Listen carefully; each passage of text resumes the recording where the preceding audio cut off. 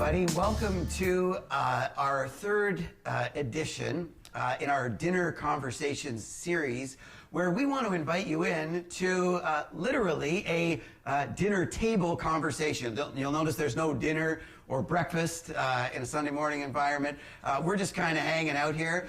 But what we're excited to do this morning is to have a different kind of conversation than I think we've ever had in our church's history.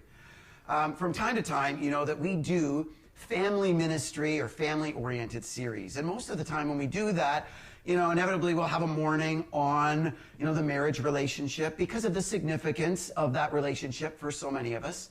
And inevitably in a family style or family series morning, we'll do a morning on parenting because of how transformative and influential that particular relationship is, again, for so many of us.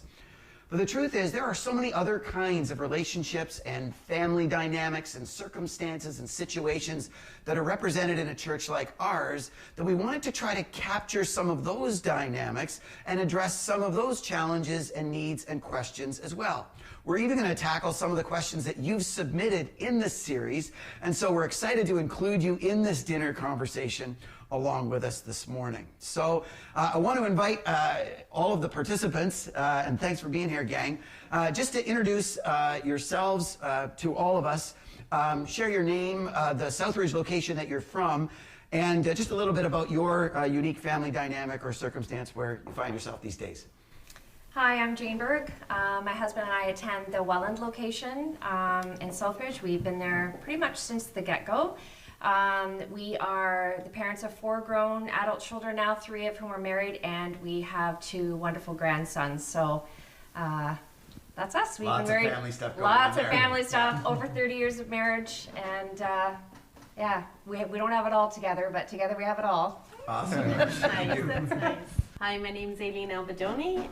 Most of you will know my sister Elaine Felice and my nieces and my brother-in-law Libro Felice. I belong to the Glenridge location, have been there since it opened, and Ferry Love just a few years before that. And I'm single, so yeah, I think that's it. She's also my hairdresser, so if there are issues, she's going to reach over and... He has been very difficult through this, by the way. Hi, I'm Karen Newman. I go to the Welland location at Southridge, and my family are an amazing Christian family, but recently my mom has had some pretty major health problems. And hi, my name is Tracy Yaramich, and I go to the Glenridge location, and my 2 daughters and I, Jasmine and Brianna, have attended there for exactly 10 years this past Christmas. And we have a unique family dynamic because I have the privilege of being an adopted mom of Jasmine and Brianna, and I have an older daughter who is, her name is Kayla, she's 26. And I have a grandson and literally a granddaughter due tomorrow. And now our life has changed in that I've remarried, and we are now a blended family as of a year and a half. And my husband's name is Andrew. My name's Ron. I go to the Welland location, and I'm divorced and have 2 young children, so I'm a single parent for the last 10 years. And my name's Brian, and I go to the Glenridge location. And I am single, and I live alone, which I found out has its benefits. Well, that's great. Thanks for being here, guys. I recognize that we're certainly not representing the vast diversity of situations and circumstances across our community and even across all of our locations. But we are getting a bit of a taste of some of all of the uniquenesses of where we find ourselves. And that's really where I wanted to camp out the first portion of this conversation, is just to get your perspective on, frankly, what it feels like to you know, year after year, be part of a community like ours and hear us focus on these family series or have these family conversations, knowing that there are so many family dynamics that aren't just hallmark ideal. You know, in your circles, and you know, you can chime in whatever order you want. Talk about the impact, you know, coming from kind of a more unique type of situation. When we talk about family and even sort of reinforce those stereotypes, what's the impact on you? I think for me, the question does come up of, well, where do I fit into the church family, right? Into this community. It's one thing to, to get along with everybody and to make friends, but from a role perspective, just that question's on your mind, right? And, and family and marriage is something that I think a lot of us share the desire for. And when you don't have that in your life, there's this longing, right? And you kind of feel a little bit incomplete. And I think that's a constant struggle. It's a constant battle. Trying to be joyful in where you are, but also kind of feeling this gap in life circumstances. And do you find when the church does this emphasis from time to time on family that it actually kind of enhances those feelings or some of that pain to a greater degree? Well, it does, and inadvertently, I'm sure, right? It's not certainly nothing intentional, but the feeling that I'll just speak for myself. The feeling I'm sometimes left with is that there's this measuring stick, and I'm not measuring up. I think the best place you can get to is realizing that God doesn't use that measuring stick. That's not how He sees us, right? That's not how He sees me. You want to add anything? Aileen and I talk about this, every other Friday? Yes, I've been trying to have this discussion with the church for how long now? This was your brainchild. It's definitely been a difficult road. Oh my goodness, I'm just having a sensitive day today, so forgive me. But, so I think I love my church, and I love the people that are there, and I know that through times I've had people pray for me and support me in different ways, but I think for the majority of the time that I've been here, it's been like more shallow surface relationships. I think the only way I can explain it is if the church only had single people and had 3 or 4 typical traditional families, would you have made it through 16 years of that? I think for me, all joking aside, you kind of were the brainchild of this from all of our private conversations about these kinds of things. As a church, across all of our locations, we're trying to eradicate marginalization in certain people groups. That's really what our Southridge locations are all about.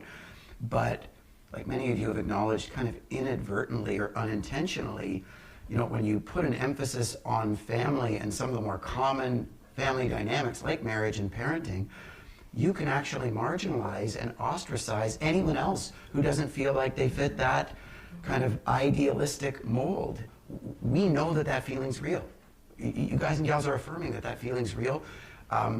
We're sorry for cultivating that kind of, feeling like I don't fit when this is, part of your family as well. And just want to encourage everyone who finds themselves in that environment and feels some of that loneliness or misfit dynamic, or to know that you're actually not alone, that you're part of a number of people who are feeling the same kinds of uniqueness that hopefully we get better as a church in learning to address in all of these kinds of unique and diverse ways.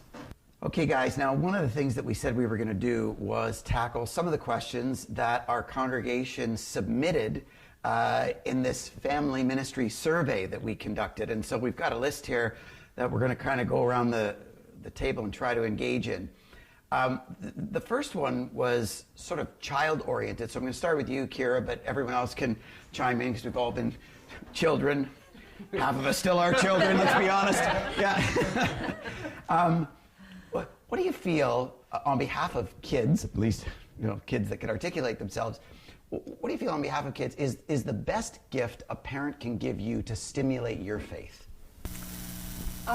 For me, I feel that parents should talk about their relationships and walk with Jesus, and as well as how they love them and how He's made a difference in their lives, so that the child will strive for that and see that as a goal and see that as important and want that same connection with God. I always love hearing stories and different people's relationships and how they're growing, and just all that stuff. Yeah. I know I have a teenage daughter who's, she's close to your age, and two of them, a bunch of them, but, and I know one of the things that she has said to me, one particular daughter, is she likes it when I get real and honest about my relationship with God, that I share with her my struggles and that I'm real about the relationship, so that it's not just this churchy thing we do, but that it's actually, okay, Mom, like what really is something that you are struggling with, and even in real time, not just in the past, but even now. Another question that was submitted here, because there was a few parents, I'm assuming, who wanted to tap into that and ask, how honest should you be, especially regarding your past and regrets that you might have, versus like keeping faith positive? That's probably a good question for me. I do tend to be, I lean on the more realism side. I'm kind of blunt and honest, so I probably lean more towards Be that. a little more raw? Yeah, more raw. That's my personality. I've been told maybe I lean a little too far that way sometimes.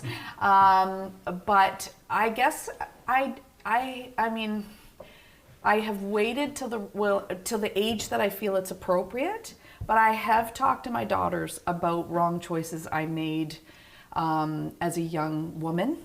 I don't know, I just don't believe in pretending. I struggled with certain things at a certain age as a young woman, before I was a believer and as well as after I was a believer, and I've been really honest with them as those stages have come up for them. And another question along these lines, so let's keep camping out in this theme. A parent asked, how do you talk about faith with your kids when your faith is changing?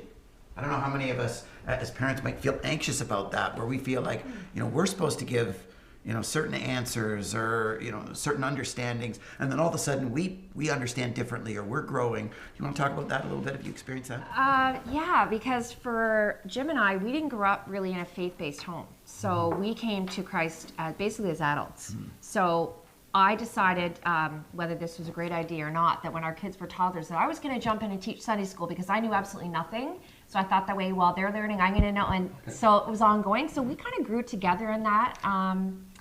Yeah, it was funny because, we had our kids pretty young too. So I remember growing, and we went to a Bible chapel for a long time when our kids were really young. And so it was a great learning curve for us. But yeah, my faith really started to change and grow as our kids were starting into public school and senior public.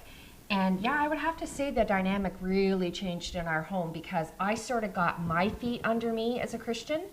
And I think it really started, like, who I started to become as a Christian really changed at that point. And I'm also very blunt, like Tracy, and very real. Like, I'm the parent that just kind of, as long as it's age appropriate, you're going to hear it. Because to me... And it might not be. Yeah, you're going to hear it anyway. Yeah, that's just kind of, I just have that kind of personality. And my husband's a little different that way. But yeah, and I felt, there were a lot of circumstances that led to, I think, why I was that way.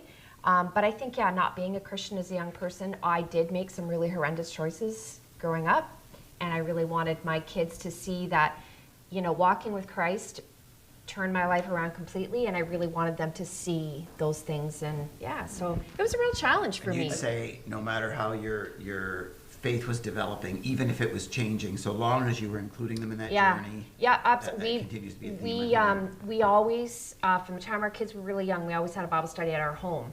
And so the kids, I think, saw that. They saw the choices that we were making and the ways that we were growing. And we're a family that does this. We sit around and talk. And so they were always part of the conversation. And admittedly, we made a lot of mistakes. But I think that's the one thing we tried to own them, I guess. Is including I think kids need to know sort of even both sides. Like, you're in the middle of a situation where you don't get it right, or you haven't leaned on God, and where you're like, absolutely. Oh shoot, I should have really went to God in this situation. They need to see your sort of reverse, or your lean on God. Now, I want to kind of call a little bit of a timeout here, because I already am noticing the trend that we get into, again, inadvertently as a church community. We're starting to respond to some of the questions that particularly parents have had, and we're getting way in from kids. But we got some singles that don't feel like they can chime in here. Guys, talk about your experience in some of these dynamics, as kids or today as adults, in your family dynamics, participating in family these days. What are you learning about that? Well, because I have 3 beautiful nieces, unfortunately they have been a big part of my life, and they've heard the stuff that I've gone through. And, I have to say that they've spoken to me and encouraged me, and sometimes I feel like I shouldn't be saying what I'm saying to them, but yeah, the wisdom that comes from kids is just, it's beautiful. Yeah. And, don't downplay yourself, like, you've had a huge influence in their lives too. Yeah, So but you don't always see that. they've been able to speak into your journey and growth. You've been able to speak into theirs, and certainly, knowing you as long as I have, there's definitely been a value in leveraging those family dynamics for you. How about you, Brian? Well, for me, our family's still quite small, I would say. It hasn't multiplied yet with the kids and grandkids and all that. So it's actually still just my parents and my sister and I. But we're both at an age where it's starting to be kind of expected or asked about. So my sister is 28 and I'm 31. Okay. And that's right. That's like the marriage age, the having kids age, and my parents, well-meaning, but they would ask a lot, right? So, what's the status on this, right? And asking, so are you with anyone, or or we need to find you someone, right? And I think that is well-meaning, but has a negative kind of reaction or kind of response. And so my sister and I have had to have kind of sit-down conversations with my parents and just kind of said, listen, this might not be what you want to hear, but we might not ever get married. But I think we've gotten to a good place where we don't really engage in it too much. We just try to spend time with one another. I think it's really healthy. At least it has been for my family. And Brian, picking up on that, as a single person, how would you say your family can best serve and support your growth? That's a really good question. And I think, the best thing they can do really is just to encourage and almost like not even engage in those kind of conversations of life stages, right? And I know those are the questions that everyone wants to ask and that are on the tip of people's tongues, right? So are you with anyone? And do you have any plans for kids? And I know those are interesting questions, but I think in a parent-child relationship, just, feeling like you're great where you're at. In fact, this might be the best season for you right now. You might be learning something from this season that no other stage can teach you. Yeah, can I camp out on this for a little bit and just hope that everyone across all our locations is tracking with this, that encouraging your growth is different than encouraging the growth of the stages of your life. That's a really good point. That's what you're saying. Yes. Let's understand that. When you're encouraging someone's growth, it doesn't mean you're encouraging them to the next stage and stereotypical phase of life. You're encouraging their development as a person. You're encouraging their relationship with God from a spiritual perspective, and their character formation in whatever circumstances life can teach them that. But I just feel like that's how God sees us. He doesn't see me as a single person, right? Or someone who lives alone, right? It's like, no, I see you as becoming closer to me in your presence and learning and growing in relationship with me. Yeah. And I think that's powerful. And seeing myself as a child of God, and just like letting that sink in and kind of feeling the full depth of that, right? One of the sets of questions we received was about parenting adult children. I think you've got the sense that, if you were Brian's mom and dad, that's very different than being Kira's mom or dad, just because of not the stage of life per se, but just your personal maturity stage of development. What have you learned, Jane, in the difference between, what are the ground rules in parenting adult kids? I think a lot of times what we learned from our parents who were so good to us, I think a lot of times it's just don't make judgments. You really need to let go and let them do their thing. I asked Jim about this too, about his thoughts, and I think that you do a lot more listening because it's the time. We have one son who calls us, and I know exactly who it is because every conversation starts with, "Hi, Mom. Can I ask you a quick question?" and so you do a lot of listening, I find. And instead of chasing them, trying to like force feed things, now they want your advice. Yeah. And so the whole dynamic changes. And I think it's, you kind of become contemporaries a little bit because you're not steering as much. You're not hovering. You're not, it's just a different, you kind of take your hands off a little bit and you coach, but it's different. It's very different. It's your sounding board. Yeah, you're the sounding board. Both my parents and my in-laws have said it's amazing, as your children become adults, it's amazing how much you don't stop parenting. Yeah. Like you kind of think, I'm at the stage where I think, okay, by the time the third one's 18 and they're off to school or then we're done. No. You can retire from parenting. Yeah, no. It doesn't work that way. It doesn't. No. It's a whole different. My dad had this great saying, and I'm sure everyone knows it. Like when your kids are little, their troubles are little, and when your kids are big, the troubles are big. Yeah. And that is really true. But I think you also, as a believer, and hopefully, if your kids, hopefully you pray that they are, walking in their faith, that you can kind of take your hands off, knowing that you've done the best that you can, and that they're going to make choices. You're not always going to love them, but you've got to let them do it.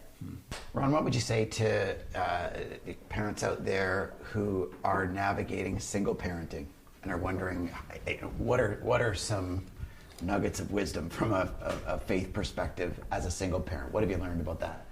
I don't know if I've learned anything. I think I'm still learning.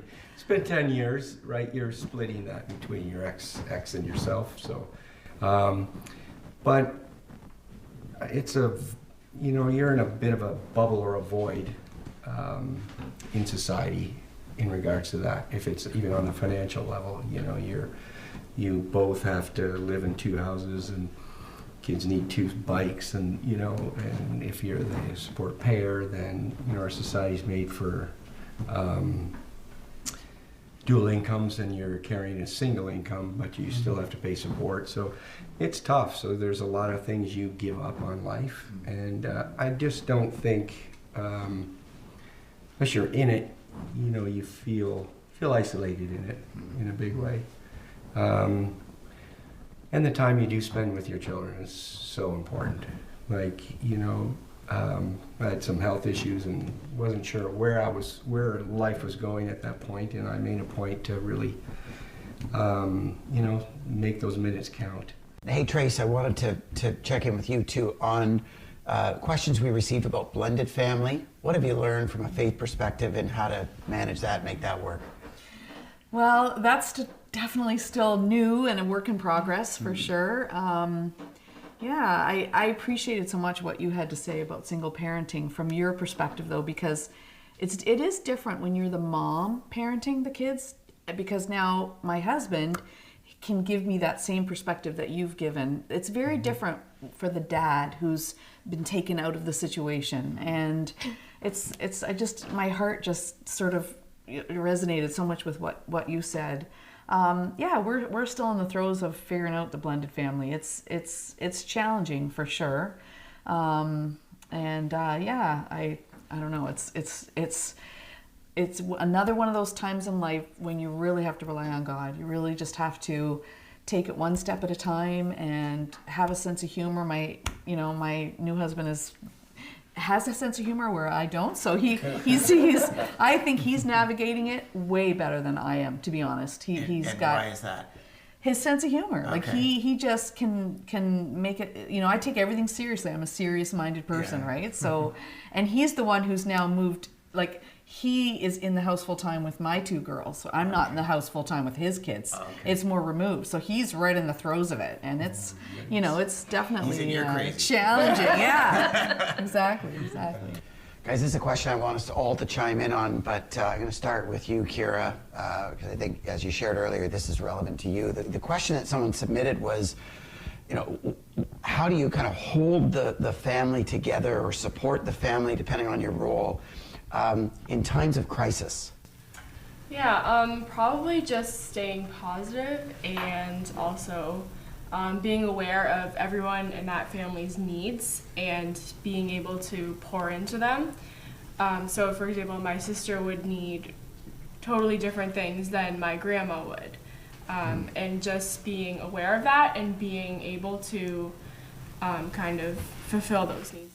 Well, like in crisis, family crisis, I mean, when the body comes and they're there, you know, the body of Christ, people that love on you, you know, like I remember, you know, a crisis I went through once, but you know, one of the things that still I remember to this day was there were so many meals and so much groceries and so many people who loved on my little family in that crisis.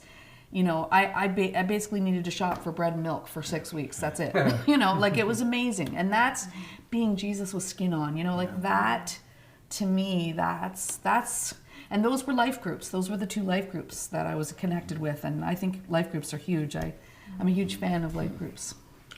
Can I just add to that as well? I think during a crisis, and my family has experienced a number of recent crises, one of the most powerful things I've found is just acknowledging that this crisis doesn't define you.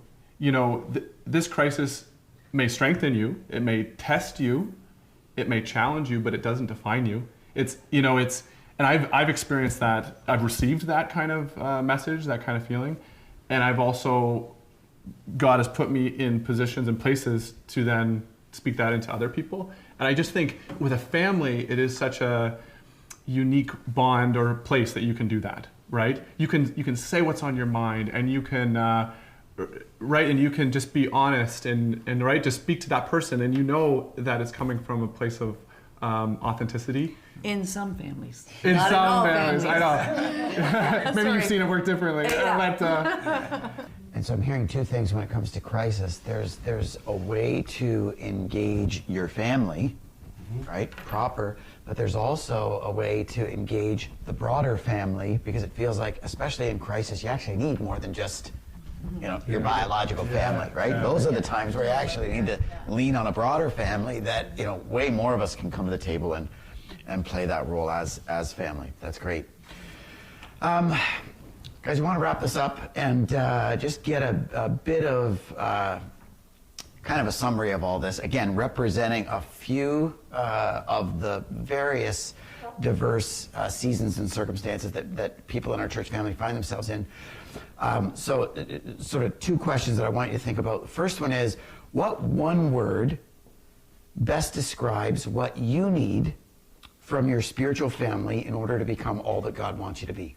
And then the flip side, the question is, what one word best describes what you feel you can bring or contribute to others in your spiritual family for them to become all that God wants them to be?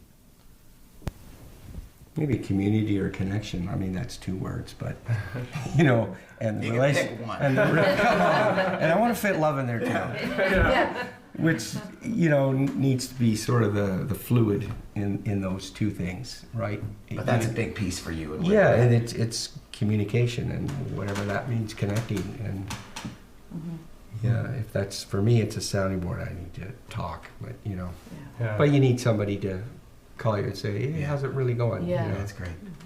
as well. That's awesome.